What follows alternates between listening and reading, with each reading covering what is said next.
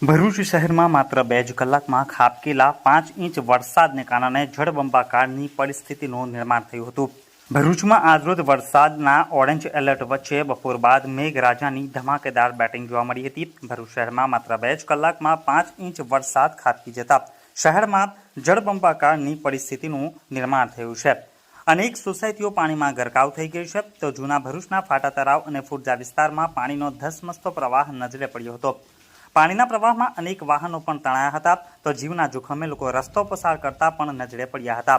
આ તરફ શહેરના મહત્વના સેવા આશ્રમ રોડ ઉપર વરસાદી પાણી ભરાઈ જતા તંત્ર દ્વારા સલામતીના ભાગરૂપે માર્ગ બંધ કરવાનો પણ નિર્ણય લેવામાં આવ્યો હતો। આ તરફ ભરૂચના ધાલથી મમ્મદપુરાને જોડતો 20 માર્ગ ઉપર તાજેતરમાં જ તંત્ર દ્વારા બ્લોક બેસાડવાની કામગીરી શરૂ કરવામાં આવી હતી, જે પણ વરસાદી માહોલમાં ધોવાઈ ગઈ હતી। હવામાન વિભાગ દ્વારા આવતીકાલે ભરૂચ અને સુરતમાં વરસાદનું રેડ એલર્ટ આપવામાં આવ્યું છે, જેના પગલે ભરૂચ કલેક્ટર તુષાર સુમેરાએ લોકોને સતર્ક રહેવા અપીલ કરી છે।